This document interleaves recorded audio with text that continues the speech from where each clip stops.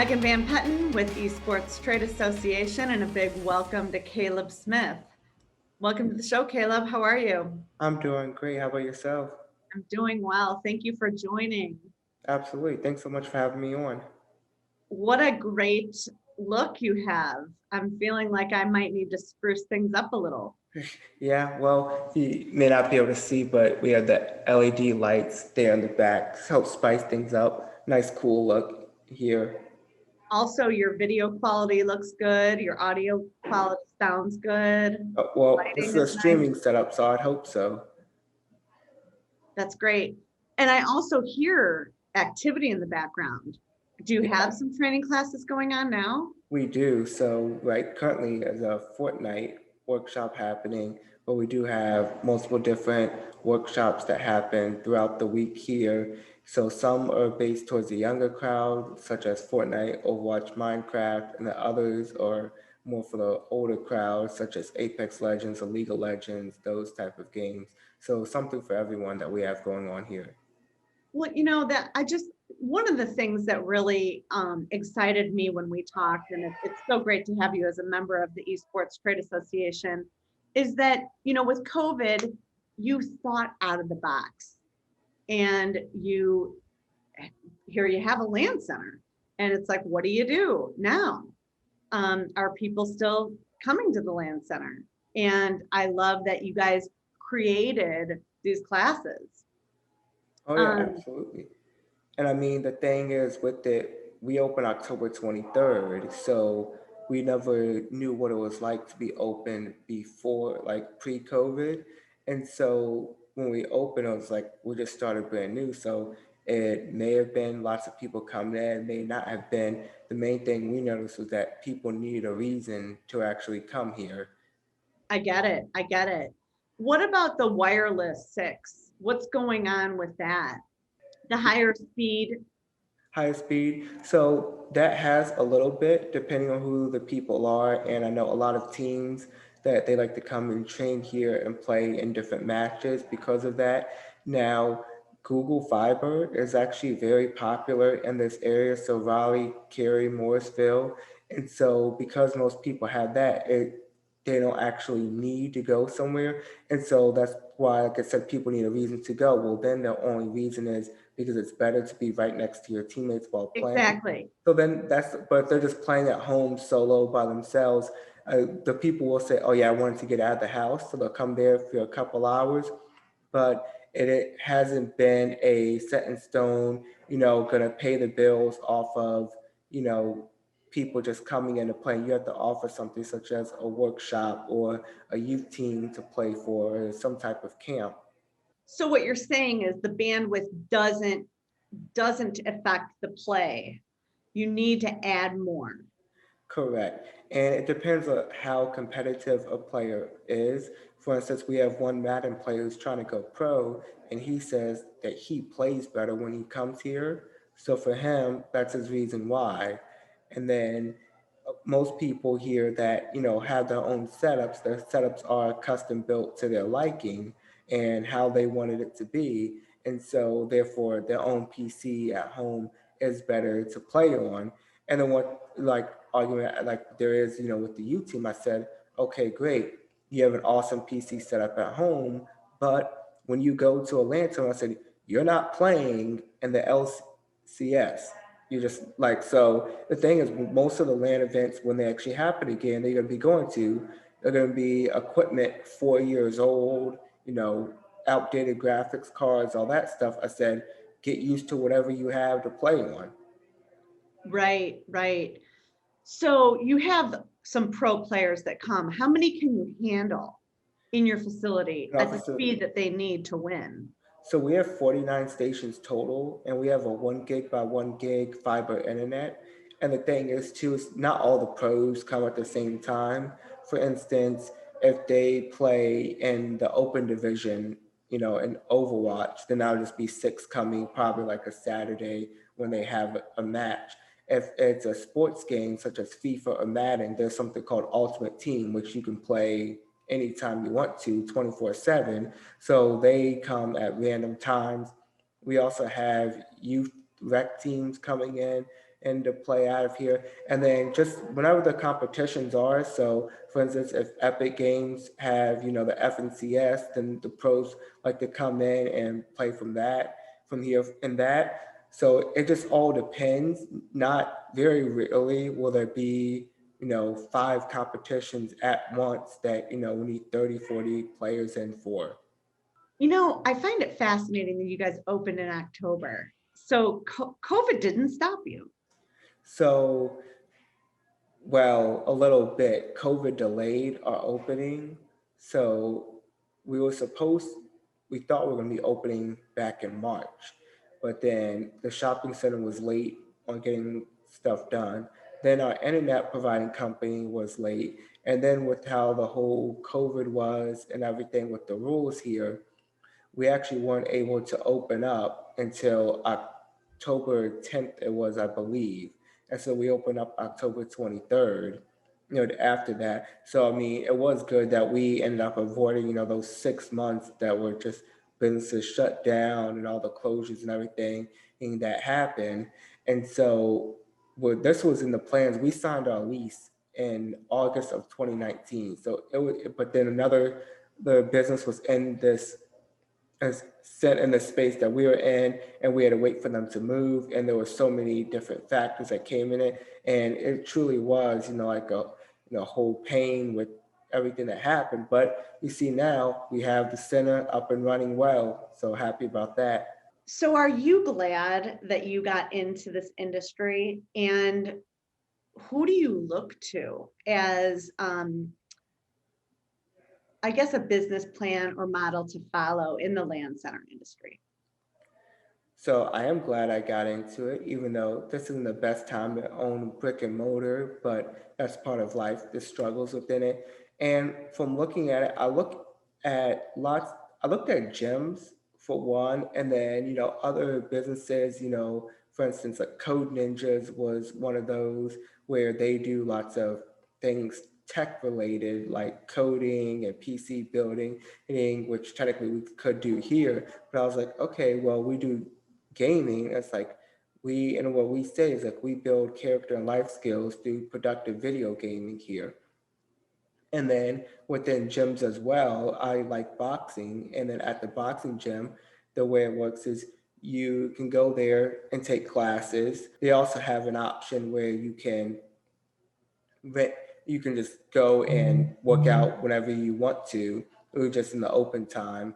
And then they have private training as well. So I was like, okay, how do we incorporate all these things into one, all these different things that I see? Because I was like, adding all of it will help result in us really doing well and giving people what they want, because everybody wants something different. And then even still, there are the people that just want to come in and play. Like we have a $15 night pass, 7 p.m. to close Friday and Saturday nights. And then we have a group that comes in every single weekend, and they'll be there for 5 to 7 hours just gaming all night. So you just have to really figure out what people want in your area, because every area is different. True. Tell me a little bit about your area. Where are you? What's going on? So I'm in Cary, North Carolina. It's right outside of Raleigh. And then Cary is almost known as the amateur sports capital. North America, we have lots of NCAA finals here, the USA baseball here. And as far as amateur sports goes, we have the Duke, UNC, NC State. Esports hasn't really taken off here. It is the East Coast as well. It hasn't taken off as compared to the West Coast. But within this area, it's a very nice area to live. Always in one of the best cities to live, best cities for millennials, Right. the best, it's like safest cities in America. So we're up there on, all the statistics. Obviously here, everywhere, kids love playing video games and you're just having a blast with that. So as far as our area goes in comparison to others, I'll say people here are pretty friendly and real outgoing. They like to do stuff, like to get out of the house, do different activities, things like that.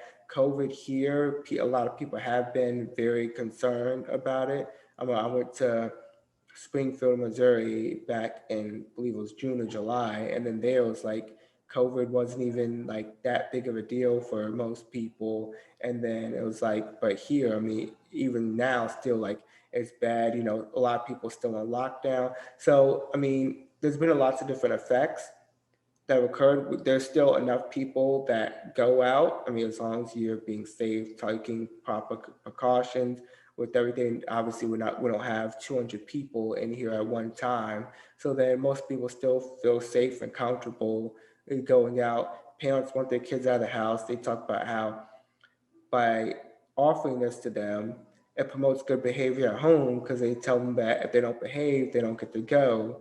And then they said they get to limit their video game time at home because they said, well, why do you need to play? You get to play tomorrow at Contender. And so they really like that. And they say, yeah, I get so much done with the kids not with me. So I'm thinking a little bit about your business model now. Can you tell me what's next? Are you expanding? Um, Also, I know that you are an athlete yourself, so we'd love to hear a little bit about that. And this is a family-owned business, correct? That's correct. So as far as expansion goes, first we want to get this one up and running and doing really well. And then there's the idea of potential expansion. What we are looking to do currently is contact the different cities, like the Parks and Rec, or some of them have it for different programs for lower income youth and things that help keep kids off the street. Whereas they wanted us to go and do a workshop for them, wherever that they may have a facility at, where they just bring in, they would be all console based, where they bring in consoles and have us operate different workshops. And so then from there, we could decide what the best markets would be to do.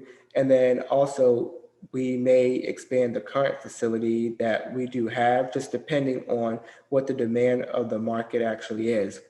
Question, yes, I am a former athlete. I Yeah, you played have a little bit of a Rudy story, right? already started. Yeah, a little bit. I mean, so I grew up here, and I grew up in Durham, North Carolina, and I played soccer overseas in Germany for 3 years. I left right out of high school. It was that I really had no interest in playing collegiate soccer because it's not very good. And I love watching European soccer on TV, so I wanted to go over there and play. So I did that and did that for a couple of years, and pretty much I hit a point where I was like, okay, I may get one league higher, maybe not, but there really wasn't that much more advancement.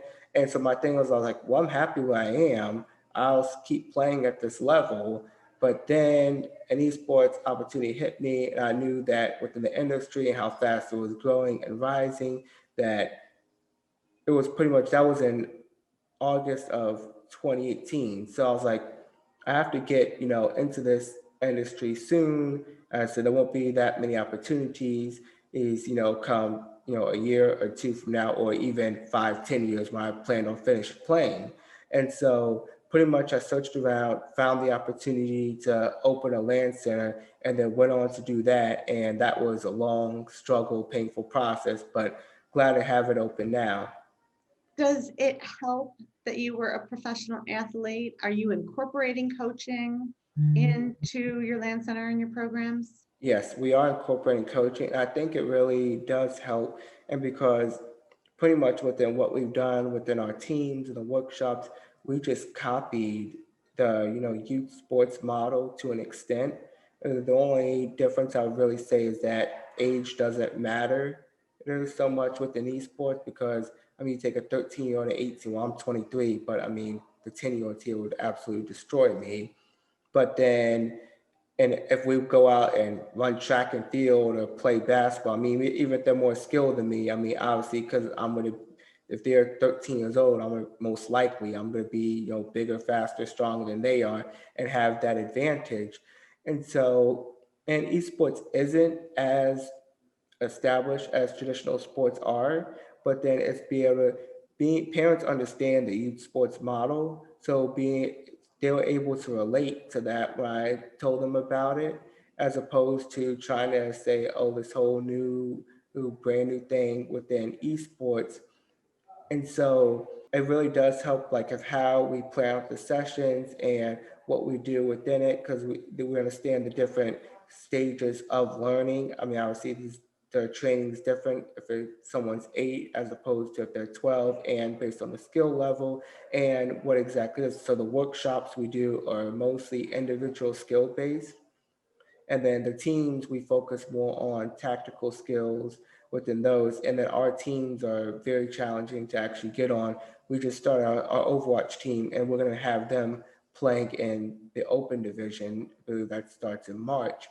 And then we're trying to get them all up to gold level. And now they see how challenging it is. And then, like I say, one thing, I thought I was very good at soccer. And a lot of people are like, oh, you must be really good. I'm like, well, I thought I was. Then I went over to Europe, and I'm like, yeah, I'm not that good.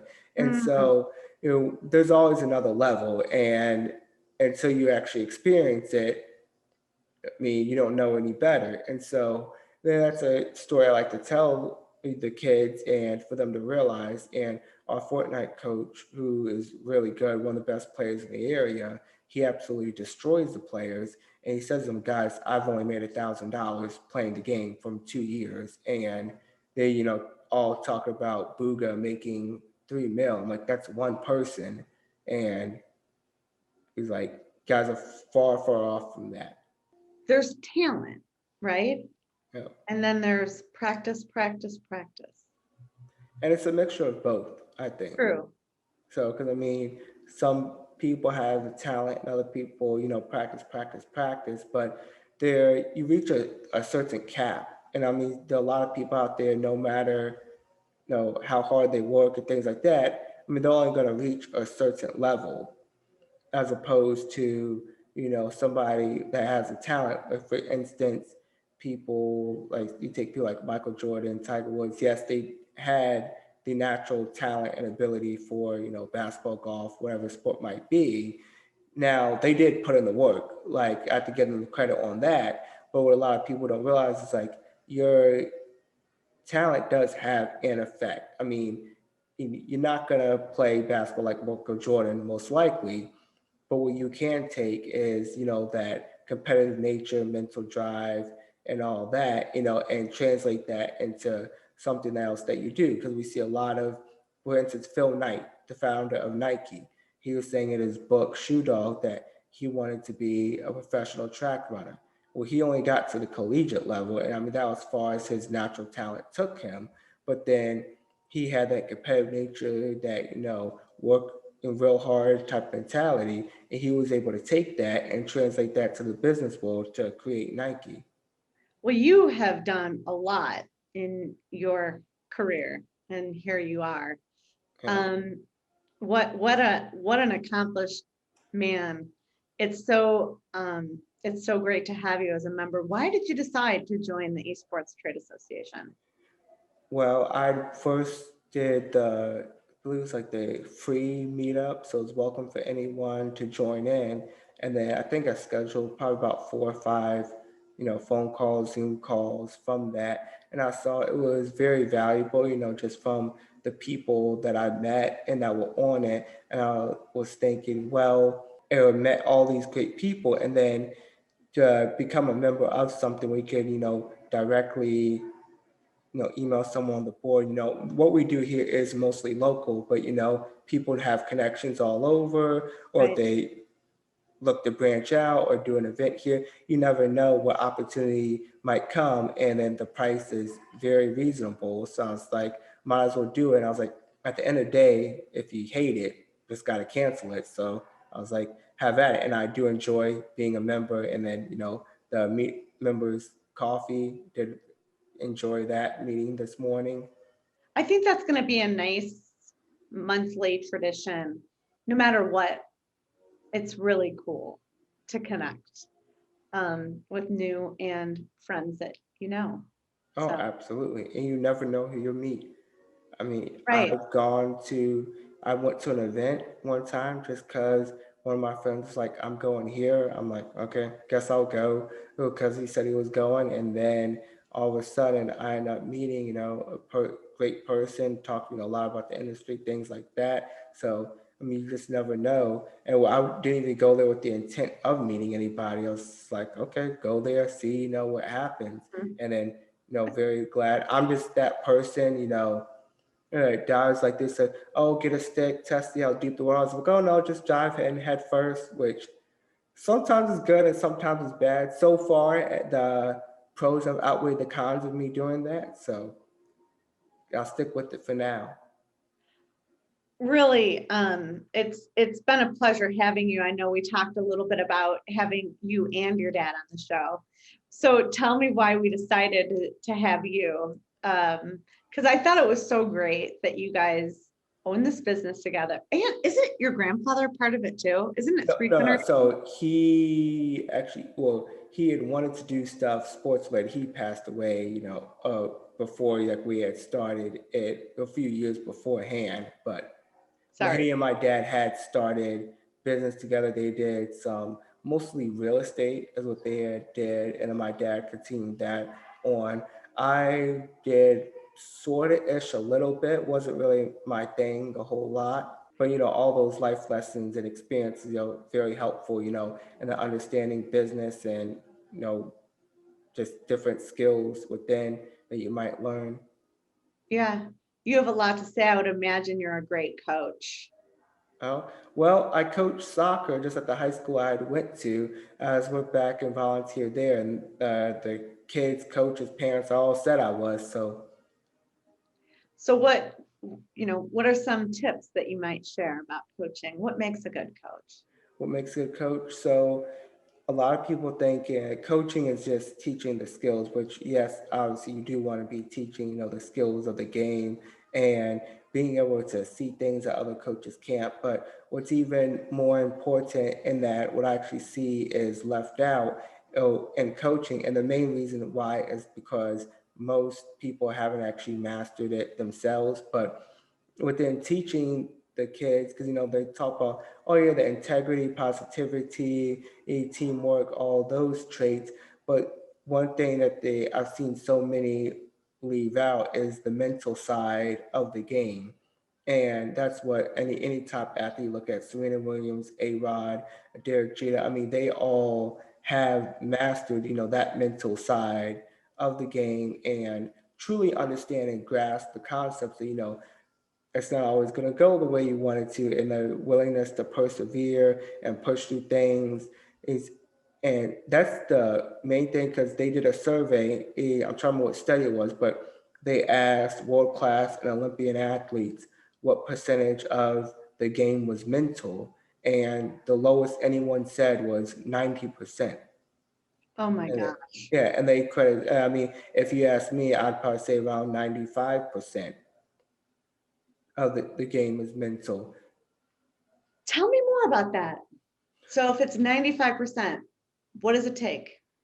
Well, because the thing is, I mean, yes, you do have skills and talents and all that, but what people don't realize is you are going to make mistakes and there are always going to be obstacles. You are not going to have a perfect world where everything, it's like within a business plan. Everybody writes out a business plan and then you're like, this was complete waste, which you think it was because like this took twice as long, this cost way more, and all those things. But then here's the same thing within sports. I mean, first minute of the game, you slip and make a mistake, cost a team a goal. And within soccer, and basketball, it's like okay, just a basket, 2 points, easy to make up. But within soccer, a goal, I mean, you may not get that goal back, and then a lot of people may get shut down from that instance. Or a fan could say something, or altercation, whatever might happen. And then I mean, I tell people, they talk about at the school where I played, it was during my sophomore year. I was the goalkeeper. I had 16 saves in one game. And then what I tell kids all the time, I say, yeah, they talk about that. What they don't talk about, which everyone except for me forgets, is that the first 20 minutes of the game were the worst 20 minutes I'd ever played for the school.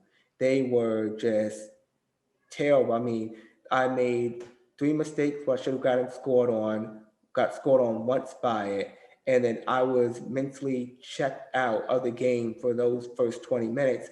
And then I had to get myself together and then lead on to, making 16 saves within the entire game. And then, everyone talk about how well I played and things like that. And because, that's going to happen in sports, you're going to have those bad days and those slumps, those mistakes.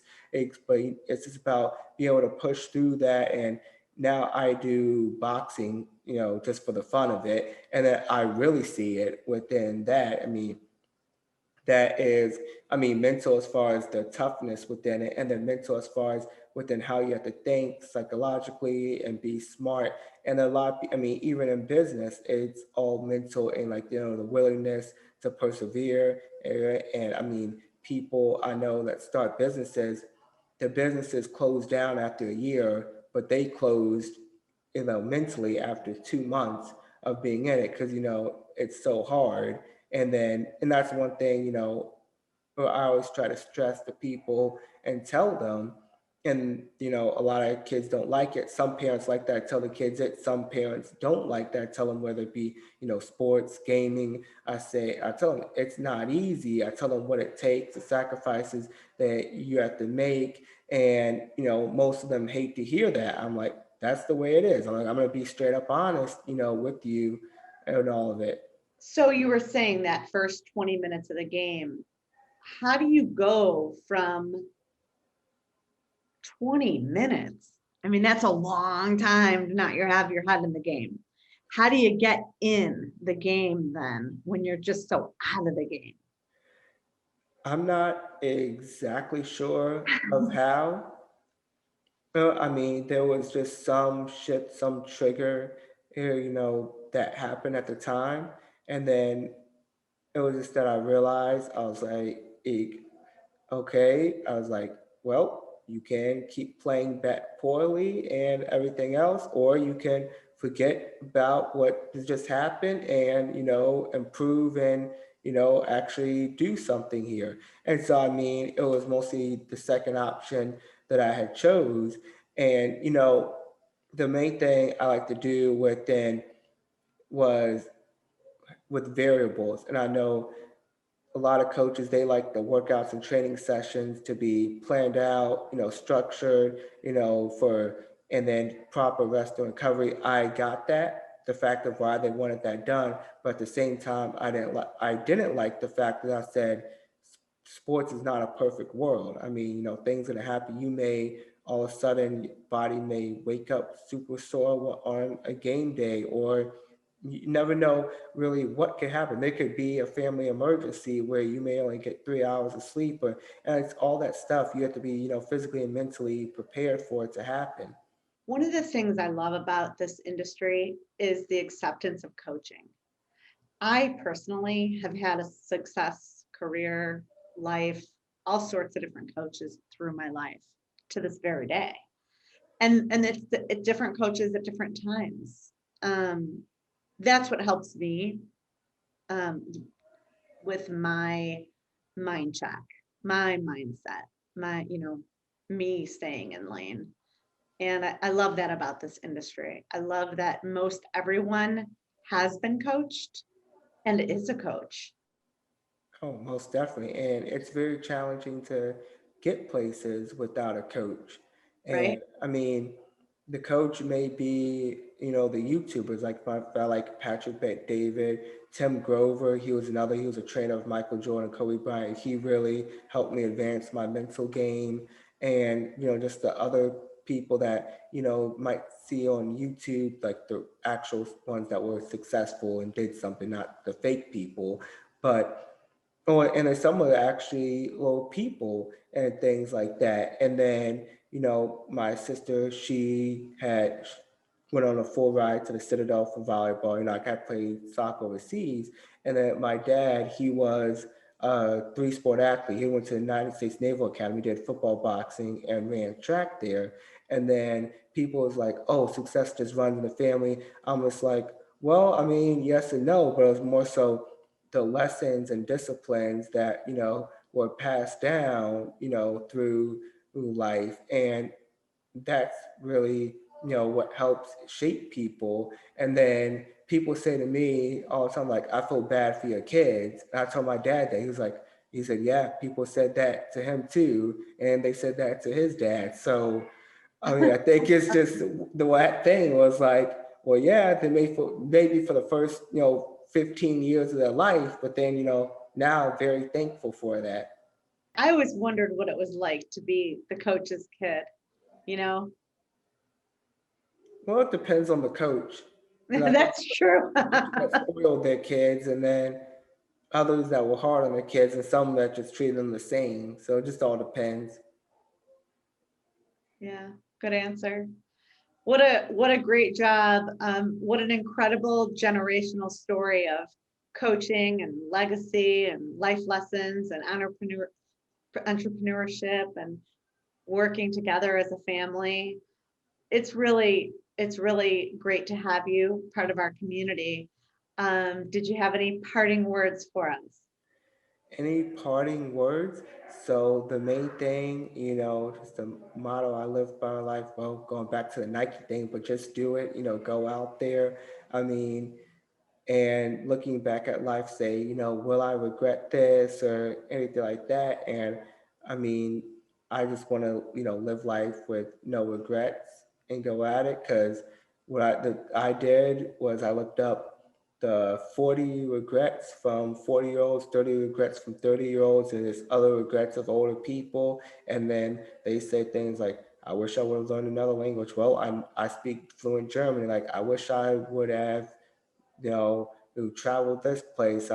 They said like they wish they would have worked so much. They said, I wish I would have chosen a career instead of choosing, the job that paid more money. And it's like all these things that, people say. And it's like at the end of their life, they're just like, I lived my life so wrong. I regretted things that I did and all that. And I was like, well, I just didn't want to be, one of those people, at the end of my life that said, or at 40 years old, it's like, I should have done this, I should have done that.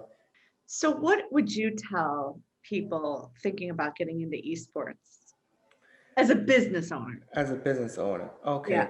So the main thing about it is don't just look at, what's cool and the numbers, because I've seen a lot of people do that and the business is not, go out very well. Because the thing is, you have to understand, it's still a business. And then being a business owner is a 60-hour minimum, which I don't even see how people work that little starting a business. Like some people succeed and said, oh, you had to work 60 hours a week at the start. I'm not even sure how they did that, because I do, yeah, 80 is a slow week for me. So usually 90 or more. But then it's something you have to really be passionate about. Like, I love video games. I love playing them growing up. And then people asked me if I wanted to be a pro gamer when I was younger. And I was like, well, pro gaming, I really didn't know that was a thing. So no. And now if I did, because I had a friend, we would play and like play all day, all night. And then actually around the age of about 12, I was like, okay, I can't get a college scholarship playing video games. Back then, you still couldn't. I was like, you can't make any money playing video games.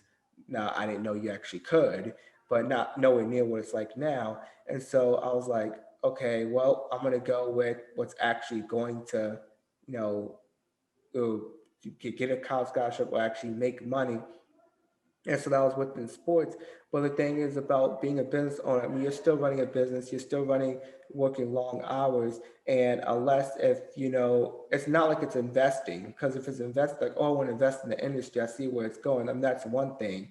But if you're going to be physically the person working it, unless if you have just $5 million of play money and to hire all the people and things like that. I mean, it's grueling, brutal process. And, any business owner will tell you that, and you really have to be passionate about what you do. And then also the thing is, do the research, because I know so many people that own esports teams that they're like, I'm losing money on this, and like this, I thought this was going to be a revenue stream, and it's not. And I'll say that's one thing that I did before. And the reason why I went with the Lan Center model was because I saw that was actually a profitable business model out there. Because I searched for everything and so many options, and then I realized that within the pro scene, you really have to have like this new, more so you're in like technology or software industry that does something esports related, like Discord, or you own a pro team. And I was like, well, I don't have millions of dollars just blow away. And even if I did, I was like, I still want, the business to do well. But I was like, well, within the grassroots amateur side, I see a way of profitability and stable business now. Is this way gonna, do millions a year? I mean, potentially could, but it's actually something, more proven, shows that they're done well. And here's the thing, after doing this, there's always a chance of, starting the pro esports team or whatever it might be that you want to do. You can work your way up. But I mean, the Lan Center model was great, getting my foot in the door, meeting lots of great people, building those connections that are needed. Are you guys doing anything virtually or nationally So a or little bit internationally?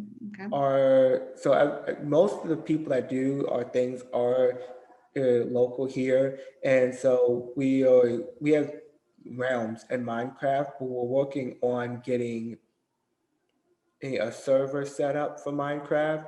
And then when we have that server set up so that people can participate in the workshops, in person or away from there, just because they start at 4:30. And so, people have to work, not parents don't have time to drive across town to get their kids there. So then they'll still be able to participate and learn within that. And then we can do virtual for about any game. Now, it can be more challenging because if they're like, 12 years old, then it's perfectly fine. But if you have a kid that's, 8 years old, then that's very challenging to try to, get stuff virtually going on.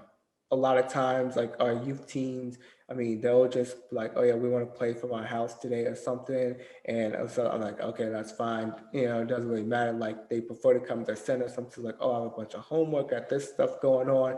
Plus, I'm like, I have hockey practice, so I'll get home and hop around. I'll have like 10 minutes from when I get home to when the competition starts. So some stuff virtually, most of it is in-house, and then just looking to, continue to expand and compound on that. And anything about your equipment you'd like to share before we go? We have a few more minutes. Equipment, I would say equipment's pretty standard that we have here. The graphics cards in our PCs are 2060 Supers, which are decent, not, super great. Can always upgrade that. It's an easy fix to it.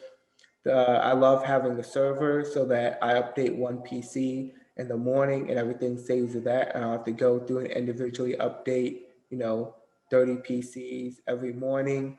And overall, these chairs are very comfy. I can sit in them forever. But I would say nothing really that special from the typical Lan Center. But I love this place, love how it turned out, love being here. Thank you so much. What a great interview. And it's been awesome to hear about your Lan Center and your legacy and your career. Thank you. Thank you for being a member of the Esports Trade Association, and thank you for being on the show. I love what you all doing with the Esports Trade Association. Like, really looking forward to the rest of this year. It's going to be a good year, that's for sure. Thank you, Caleb Smith. Absolutely. Thank you.